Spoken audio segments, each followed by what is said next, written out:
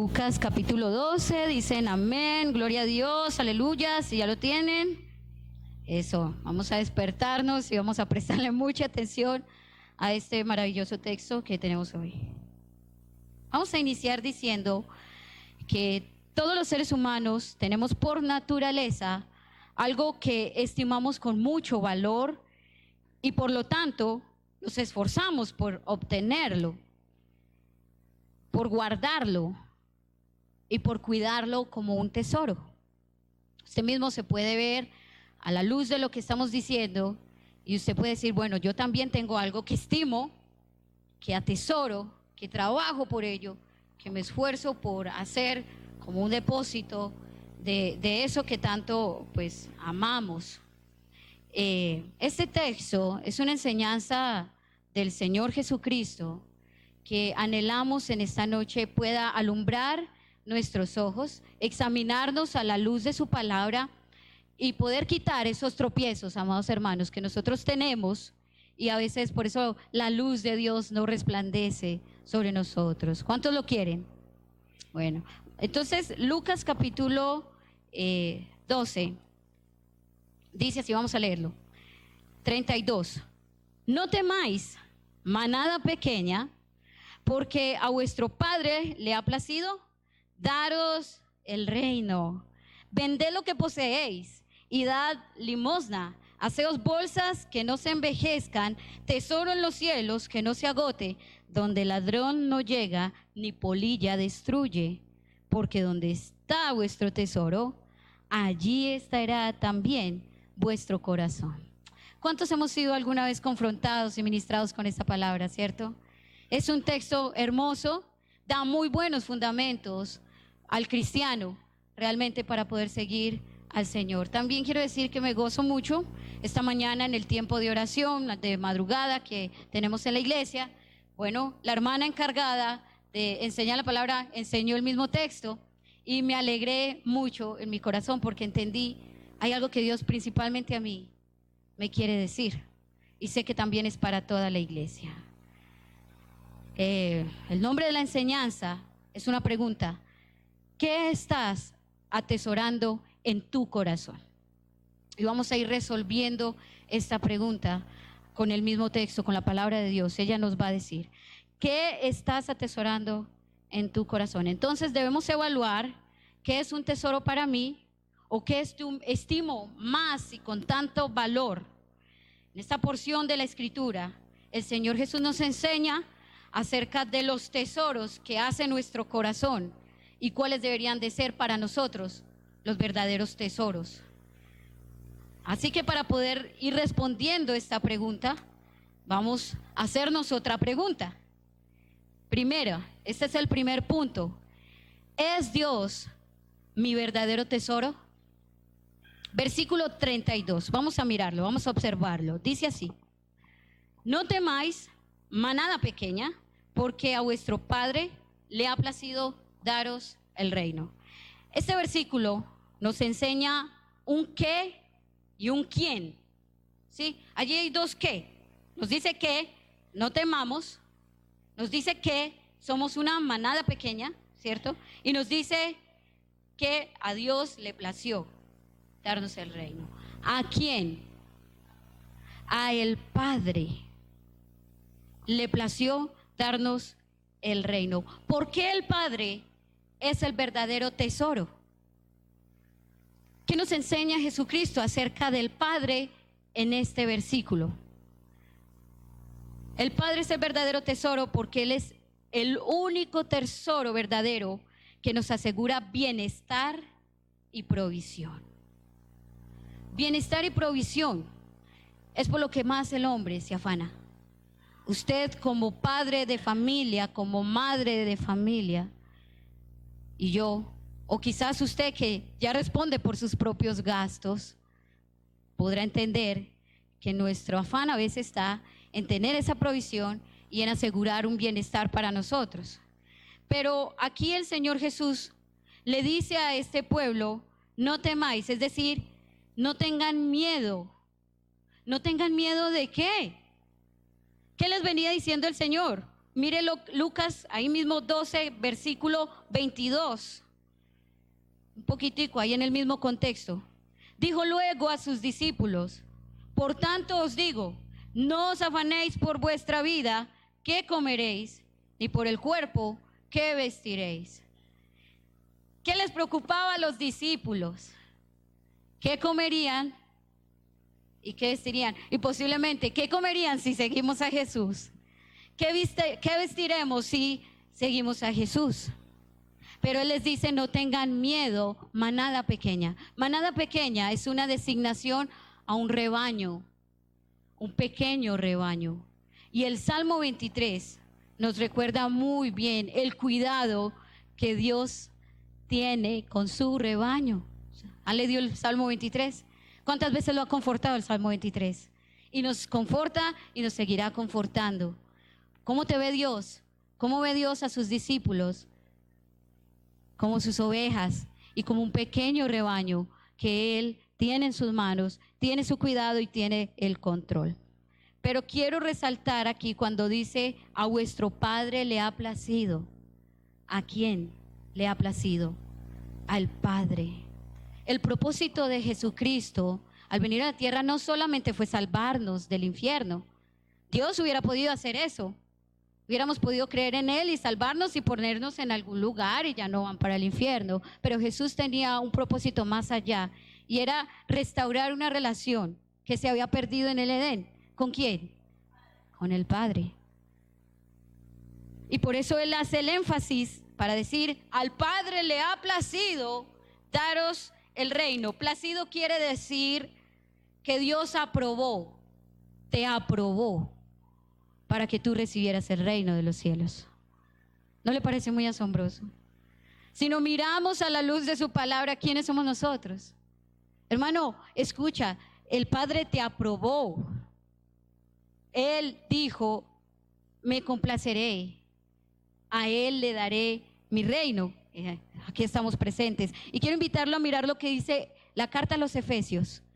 Y atesore esto en su corazón, hermano. Efesios capítulo 1. Para confirmar esta verdad que estamos diciendo. Efesios capítulo 1, versículo 3, 6 al 6 dice así: bendito sea el Dios y Padre de nuestro Señor Jesucristo, que nos bendijo con toda bendición espiritual en los lugares celestiales en Cristo, según nos escogió en Él antes de la fundación del mundo, para que fuésemos santos y sin mancha delante de Él. En amor, habiéndonos predestinado para ser adoptados hijos suyos por medio de Jesucristo, según que el puro afecto de su voluntad. Qué hermosas palabras.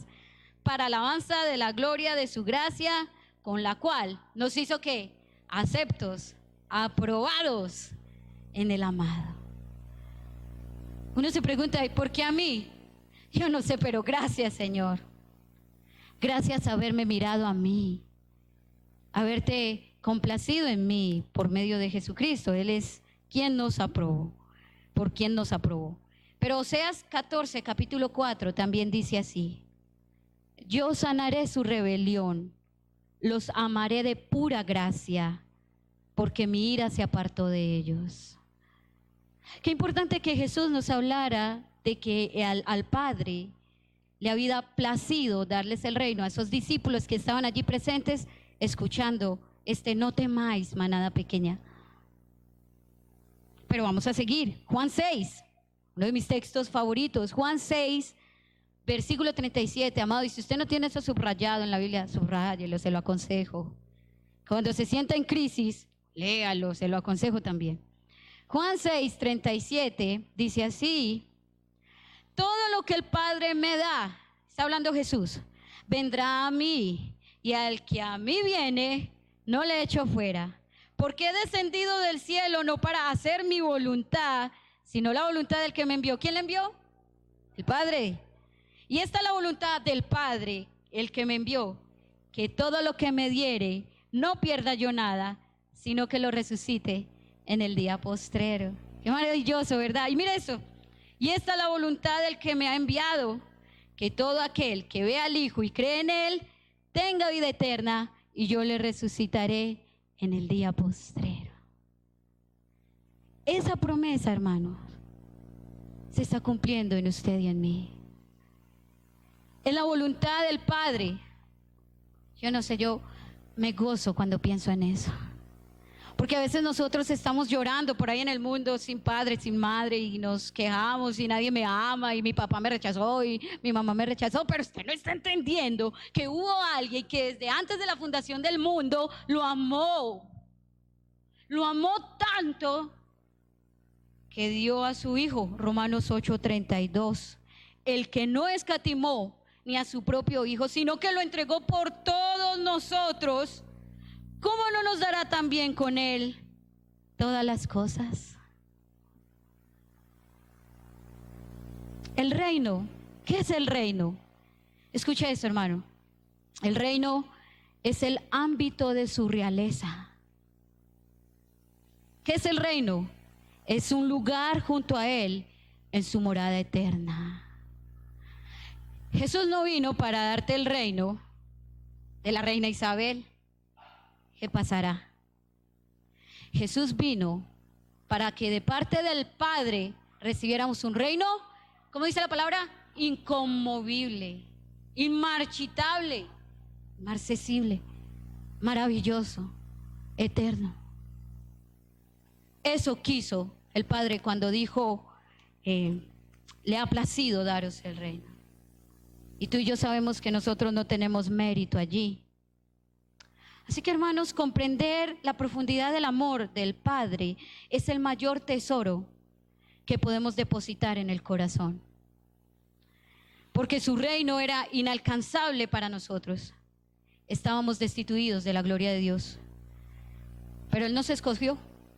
Él quiso amarnos, como dice, por el puro afecto de su voluntad, por medio de su Hijo Jesucristo. Les digo alguna vez más, hermanos, Dios ya nos dio todo lo que tenía que darnos. Te dio a Jesús. Ya te dio todo. A veces estamos pidiéndole a Dios cosas que Él no nos va a dar, porque es que Él ya te dio todo.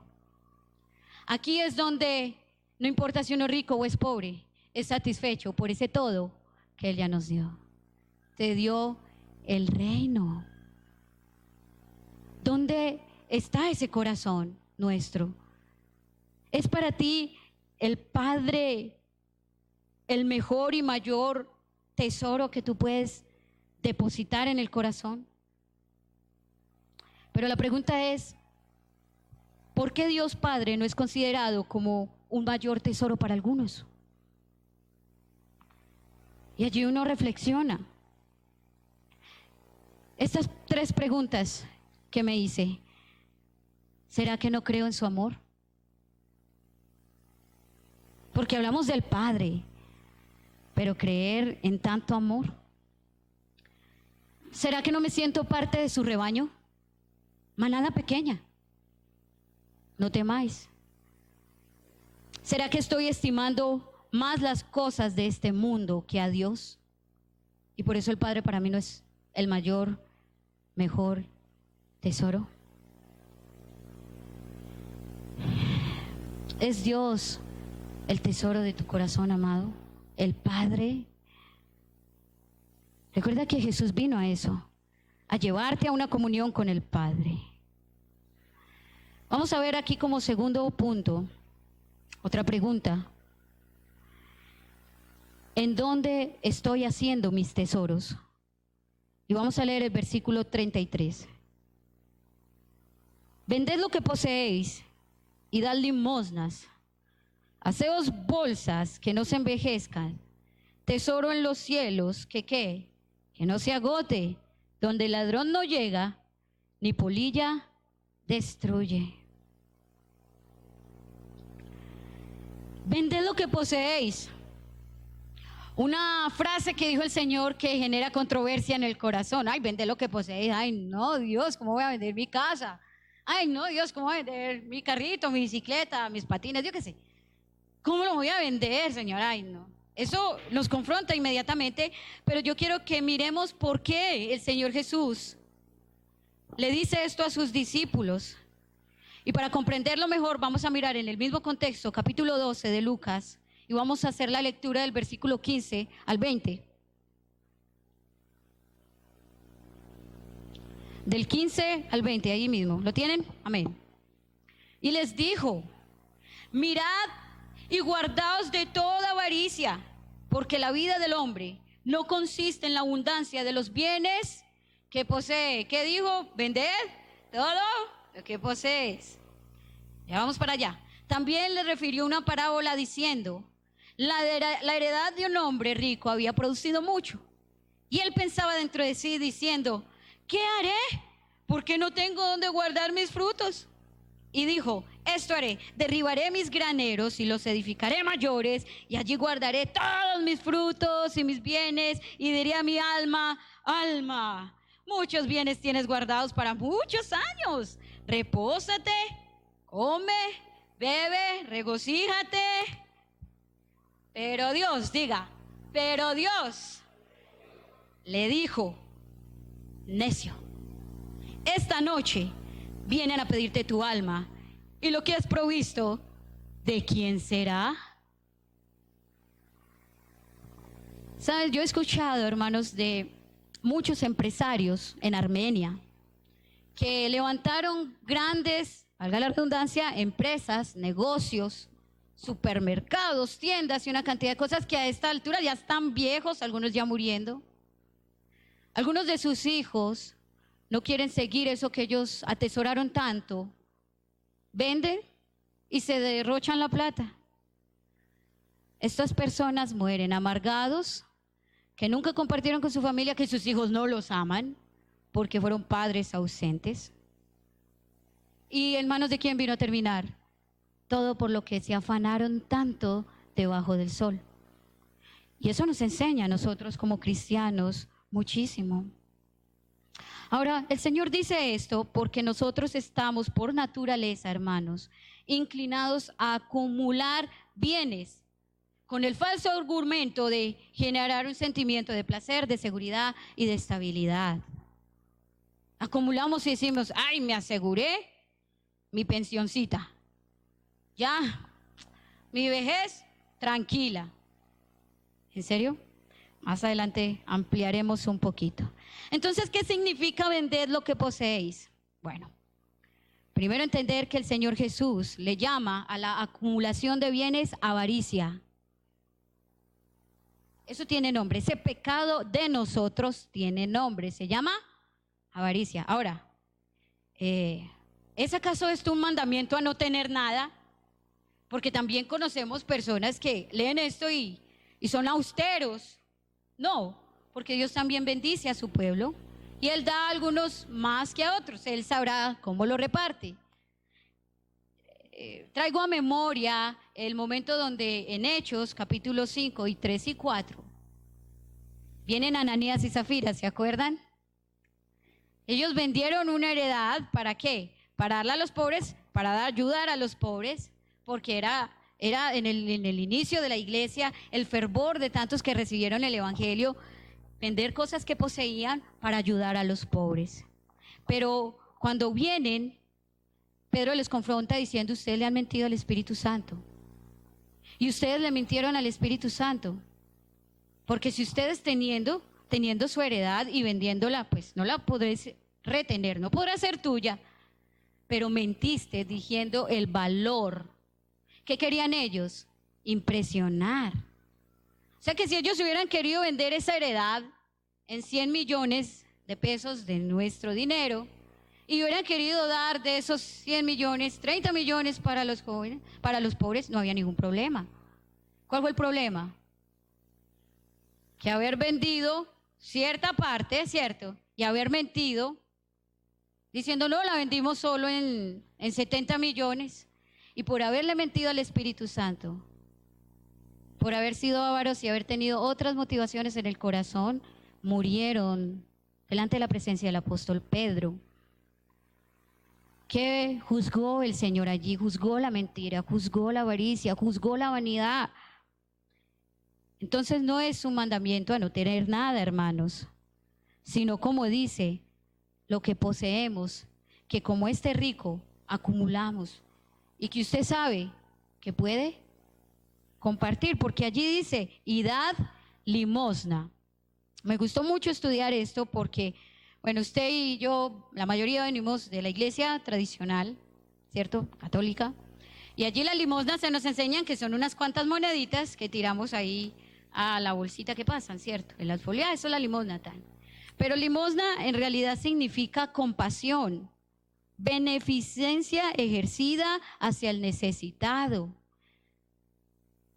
Eso es limosna, es compartir con el que tiene necesidad. Y dar, mire, dar limosna, dar es conceder, dar también es repartir, pero dar también es tener misericordia. Esas dos palabras están unidas en un mismo propósito, y es que vendas lo que posees para que compartas ¿con quién? Con el necesitado. Ese dar, me parece muy lindo, ese dar es el mismo griego que se usó en el versículo anterior cuando el Señor dijo que a vuestro Padre le ha placido daros. O sea que Dios hizo con nosotros ¿qué? Una obra de caridad, de beneficencia, de misericordia. Por eso a Jesús le enfurece que alguien que tiene la forma de compartir no lo haga, porque el Padre le ha compartido su reino. ¿A quiénes? A los más necesitados que han habido sobre la tierra, a nosotros. Entonces mire cómo el Señor empieza a alumbrar nuestro corazón. Ahora, ¿cuál era la preocupación del rico insensato? Resaltemos el versículo 17. Él pensaba dentro de sí diciendo, ¿qué haré? Porque no tengo donde guardar mis frutos. Imagine la enfermedad de este rico. Ay, tengo tanta plata que no sé dónde ponerla. Y por eso está enfermo. Pasa lo contrario. Ay, Señor, tú sabes que necesito. No, este tenía, ay, puedo nadar en billetes, Dios. En nuestro contexto, puedo nadar en billetes, pero no tengo, ay, no. Y empezó a pensar, no, voy a hacer esto, voy a hacer lo otro. Un lugar donde guardar, un banco. Y la pregunta es, ¿a quién le confío las cosas que yo tengo? Su preocupación era cómo guardar para gastar en él. Alma, muchos bienes, gástalos en ti, vive para ti, disfruta la bendición que el Señor te da. Porque para religiosos, disfruta. Y hay un hermano con necesidad en la iglesia, está pasando por esto, disfruta. Eso sí no lo escuchamos, ¿cierto? Y derrochamos. Y hay que examinar, hermanos, si eso es un pecado, mientras uno de mis hermanos está padeciendo necesidad. ¿O sea qué le parece? Eso no es pecado. Su confianza era el fruto de su trabajo. ¿Pero qué le pasó? Que Dios le dijo, necio, hoy vas a morir y no lo sabías. Entonces esto nos empieza a dar ese panorama, hermanos, a aterrizarnos frente a las cosas terrenales y el valor que les damos, y las espirituales y el valor que les damos a las espirituales. ¿Qué es lo triste? Que hay muchos cristianos que han caído en este engaño de poner su confianza en lo que construyen con sus fuerzas y con el esfuerzo de su trabajo, aún dejando de lado la búsqueda de Dios por buscar una mejor pensión que les asegure la calidad de vida. ¿Estamos diciendo que sea malo que una persona trabaje y se gane su pensión? No. Pero que una persona no se conforme con lo que le vaya a llegar, tenga que hacer mucho más, tenga que hacer mucho más, tenga que hacer mucho más, porque tiene que tener mucho más y ya no hay tiempo para Dios. Eso, hermanos, es lo que estamos diciendo acá. Está engañado, se mete con muchos negocios para abastecerse, se le convierten en la meta, en la visión, en su razón de ser, y dejan lo más importante que aparece ahí en Lucas 12:31, mas buscad el reino de Dios y todas estas cosas os serán añadidas. Eso sí, no le exijas al Señor marcas. Señor, tienen que ser Nike, Reebok, pueden ser Numa. la marca chilleta de Puma, Numa, pero que te vista el Señor, que te sustente. Ese es el propósito. Así que dejan de depositar o de hacer de Dios el depósito de su corazón. Hay algo más que yo quiero que reflexionemos, hermanos, y es que en los tiempos en que estamos, es más claro que nunca que el Señor, que la venida del Señor se acerca. Yo creo que todos estamos inundados en las redes sociales, viendo videos que nos hablan, nos muestran el panorama sobre el mundo, temores por temblores, por terremotos, lo que está pasando en Australia, Puerto Rico, ayer tembló en Santander, aquí en Colombia, ay, mejor dicho, el mundo se está moviendo y fueron los principios de dolores que el Señor Jesucristo nos advirtió. Pero está claro que ya el sistema del mundo en el que el hombre ha puesto su confianza está cayendo. No es el problema de Colombia lo de las pensiones, y cada vez más alargan, eso lo van a poner al que a los 150 años, ahí que ya no haya nadie, porque ya no hay plata, porque todo lo que el hombre construyó está siendo juzgado por Dios y está cayendo. ¿Y cómo nos va a encontrar el Señor a nosotros? Tenemos como por ejemplo a nuestros vecinos. Mire, la moneda ya no vale nada. Con tantos fajos de billetes no le alcanza para una tostada. ¿Y a nosotros como colombianos nos va a ir mejor? No. El mundo está juzgado, hermanos. ¿Y usted y yo qué hacemos? Colocando todo el corazón y los anhelos y las visiones. Tristemente, va a haber una iglesia que no va a poder ser arrebatada. Y es la que está colocando sus anhelos y sus pensamientos en la prosperidad. Así que hablemosles a esos hermanos, así nos dejen de volver a hablar en la vida. Pero mejor que se salven y nos dejen de hablar, ¿cierto? Pero que se salven. Pero esta es una realidad. Dios no vino, no envió a su Hijo para que nosotros fuéramos satisfechos cumpliendo metas y visiones nuestras. Él vino para restaurarnos y rescatarnos, para que Él fuera nuestro mayor tesoro, para que al tenerlo a Él como tesoro en el corazón, dar a otros fuera hacer una bolsa en los cielos que dice que no se envejezca.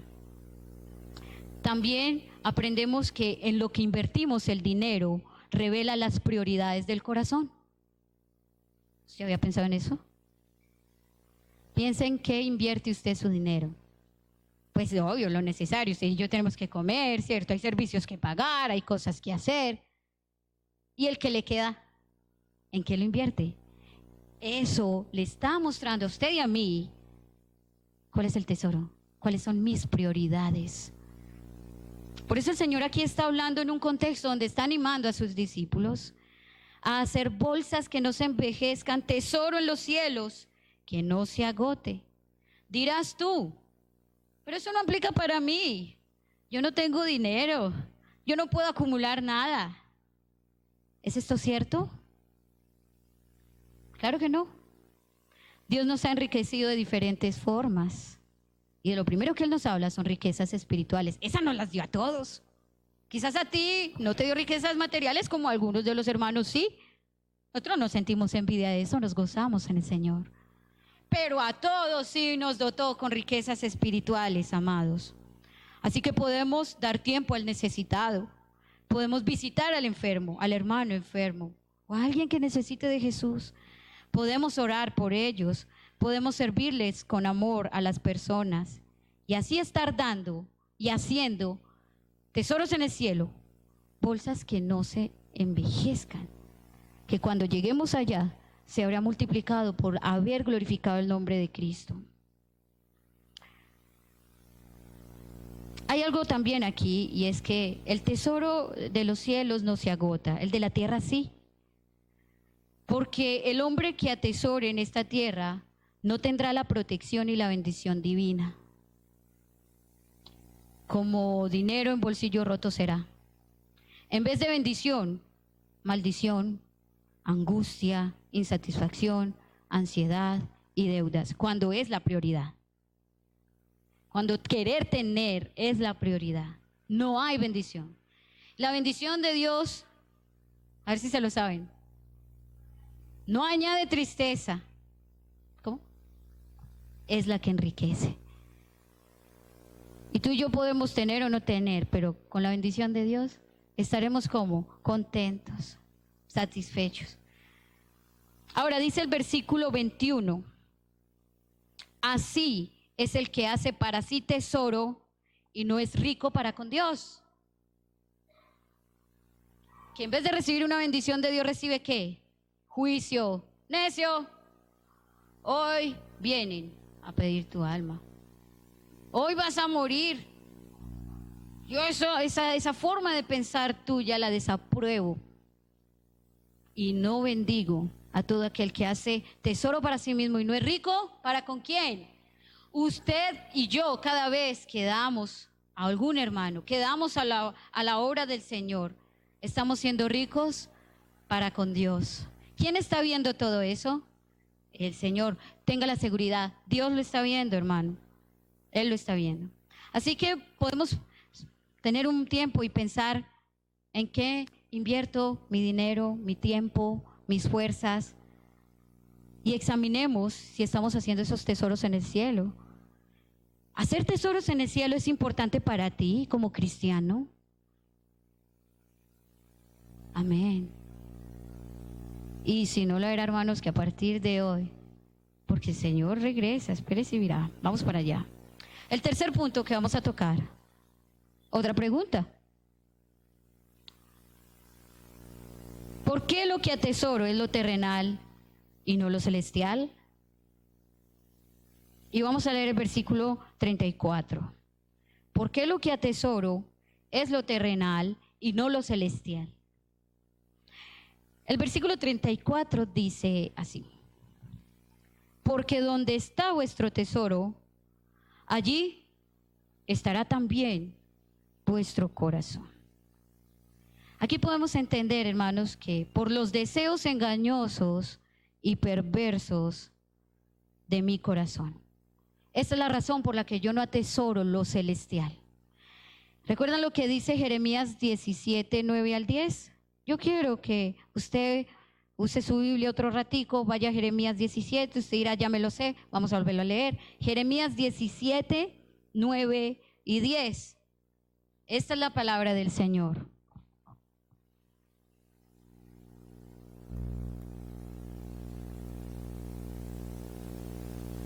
Bueno, dice así: engañoso es el corazón, más que todas las cosas, y perverso. ¿Quién lo conocerá? Yo, Jehová, que escudriño la mente y que pruebo el corazón, para dar a cada uno según su camino, según el fruto de sus obras. ¿Cuál es el problema realmente? ¿Qué nos impide a nosotros colocar el corazón en lo celestial? Y es la condición caída del corazón. El Señor asegura que el corazón es engañoso y es perverso. Y si Dios lo dice, pues es la verdad. Nuestro corazón nos engaña y de él salen cosas pervertidas. ¿Qué es el corazón, amados? El corazón es el asiento de los afectos, de las pasiones, de la sabiduría y del entendimiento. El corazón es el centro del ser del hombre y por lo tanto de donde proceden sus pensamientos y sus acciones. Eso es el corazón, el asiento. Allí reposan sus pasiones y las mías, sus afectos y los míos, la sabiduría que usted tenga, o de Dios o de este mundo, el entendimiento que usted tenga. Todo reposa en el corazón. Entonces, si lo que me apasiona, si lo que me gusta o amo, si lo que constantemente pienso es en las cosas materiales, ¿qué está pasando con mi corazón? Qué bueno podernos hacer esa pregunta en esta noche, hermanos. Y es posible que mi corazón no esté siendo conducido y transformado por el Espíritu Santo. Eso es grave. Es posible incluso que no he nacido de nuevo. O es posible que esté estancado espiritualmente. Les quiero recordar lo que dice, esto es Tito capítulo 3. Si quiere, escríbalo ahí, 5 al 7. Dice así: nos salvó, no por obras de justicia que nosotros hubiéramos hecho, sino por su misericordia, por el lavamiento de la regeneración y por la renovación en el Espíritu Santo, el cual derramó en nosotros abundantemente por Jesucristo nuestro Salvador, para que justificados por su gracia, viniésemos a ser herederos conforme a la esperanza de la vida eterna. Este texto nos está diciendo que es sobre aquel que ha descendido la gracia del Señor, el Espíritu Santo está haciendo una obra de renovación. Renovación. Y ¿saben qué, hermanos? Nosotros entendemos que la santificación es mediante el Espíritu Santo. Pero usted y yo tenemos un compromiso y una responsabilidad en esa santificación. Usted y yo le tenemos que poner una intencionalidad a eso. Él ha venido a santificarnos. ¿Y cuántos quieren ser santificados? Entonces, ¿qué debemos buscar, hermanos, cuando el Señor nos dice que busquemos su reino y su justicia? ¿Qué buscamos? Ser justos como Él, que nos haga como Él. Por eso nos gozamos ahorita mientras le cantábamos: quiero ser santo, porque tú eres santo, Señor. Esa es la razón por la que yo te suplico que me limpies, que perdones este corazón perverso y engañoso. Incluso como David clamó, que me des uno nuevo. Dame un nuevo corazón, Señor, un espíritu recto y noble que me sustente. Hermanos, ¿cuántos saben que, por ejemplo, dar el paso del bautismo, participar en la Santa Cena, incluso venir a la iglesia frecuentemente, no es la garantía de un corazón que está siendo renovado? El corazón es engañoso, perverso. Te dice: ve cómo vas de bien. Ay, ya cumpliste, ya estuviste 2 horas, ya le cumpliste a Dios, y en todo el día, el domingo, no vuelves a pensar en Dios. Pues aquí estamos hablando que del corazón es de donde salen los afectos. ¿Dónde está tu afecto? ¿El Padre es tu afecto? ¿El reino de los cielos es tu afecto? Porque si es eso, día y noche pensaremos en ello. No lo podremos sacar de la mente, del corazón. Será una delicia tenerlo dentro de nuestro corazón. Por eso el Señor hace énfasis que en donde estén mis afectos, allí estará mi corazón. La traducción, lenguaje sencillo, dice este versículo así: recuerden que siempre pondrán toda su atención en donde estén sus riquezas. Esa es la razón por la que nos hallamos a veces acumulando más lo terrenal que lo espiritual. Estamos entonces diciendo: no trabaje. Estamos diciendo entonces: no se consiga para su casita. No estamos diciendo eso. Estamos diciendo, hermanos, que tengamos un cuidado de acumular cuando hay necesidad, o de ser escasos incluso con la obra del Señor. ¿Recuerdan el texto que leía ahorita Andrés, de traer las ofrendas? Al mundo eso le choca. El mundo dice: es que ustedes se enriquecen, esos pastores.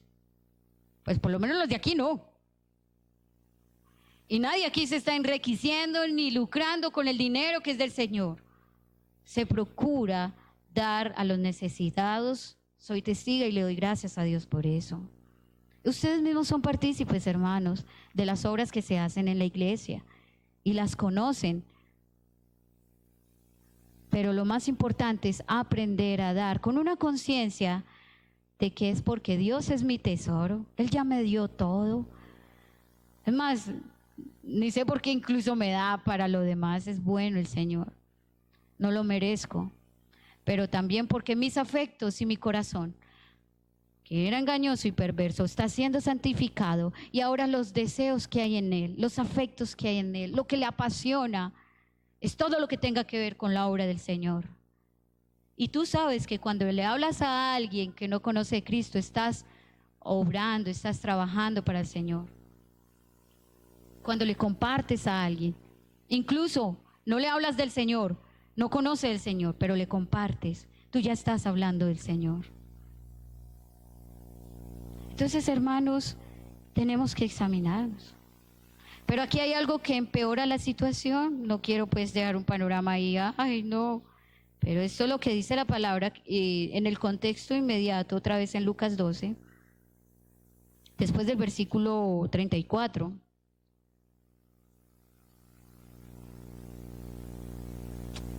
Me perdí, por acá está. Dice así, 35. Estén ceñidos vuestros lomos y vuestras lámparas encendidas.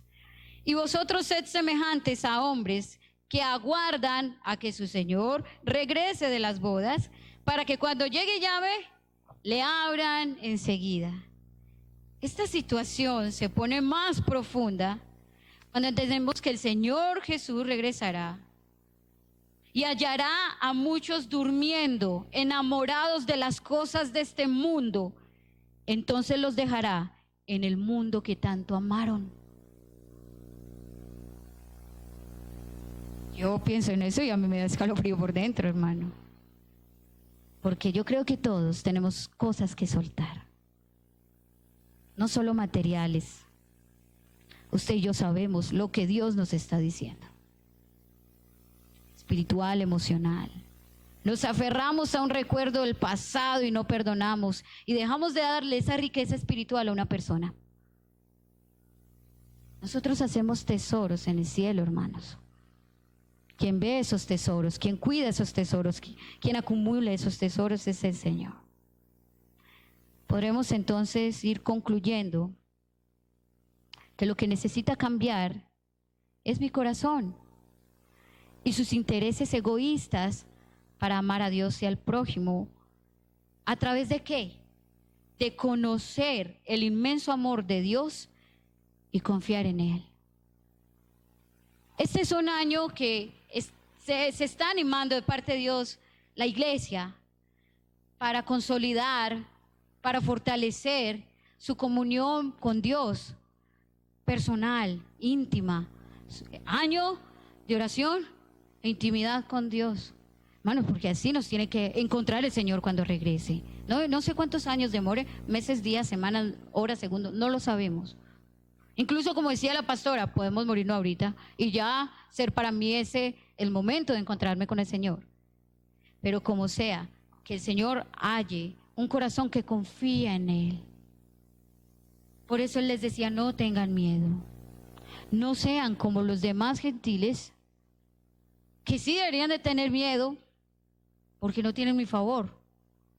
Pero ustedes tienen mi favor y tienen mi aprobación, tienen mi amor. Yo se los doy. Confíen en mí. Y es allí donde vemos entonces familias muy ricas, familias muy pobres, que cuando tienen a Cristo están satisfechas. No nos hace felices lo que tenemos, hermanos. Eso es una mentira. Quienes trabajan la felicidad sí se dan cuenta que ¿qué? Quieren una boda y quieren más y no serán saciados.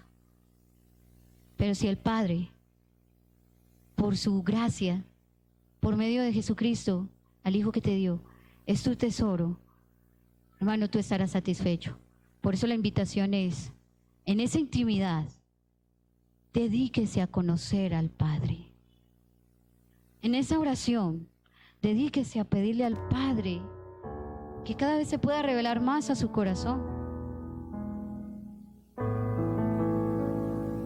1 Timoteo 1:5 para terminar, pues el propósito de este mandamiento es el amor nacido de un corazón limpio y de buena conciencia y de fe no fingida. Ese es el propósito de los mandamientos del Señor. Un amor nacido de un corazón limpio. ¿Cuándo damos? Cuando amamos. Cuando Dios es nuestro tesoro, cuando comprendemos que Él por su Espíritu ha derramado su amor en mi corazón. Y Él es lo más importante. Hermano, una vez más le pregunto, ¿qué atesoras en tu corazón? ¿Cuántos esta noche desean hacer bolsas en los cielos que no se envejezcan? Vamos a pedirle a Dios que cambie nuestro corazón. Yo le voy a invitar que usted ore conmigo. Y vamos a hacer como los salmos, el Selah, el silencio para que usted reflexione mientras suena el interludio musical. y usted piense y medite en el Señor y le diga: te necesito, te anhelo, quiero que seas el tesoro de mi corazón. Señor, las cosas por las que nos afanamos en este mundo pasarán, pero tú nos has dado un reino inconmovible y eterno. Dile: Señor, quiero confiar en ti a partir de hoy. Gracias por haberme amado, por haberme escogido, por haberme dado tu valor, Señor.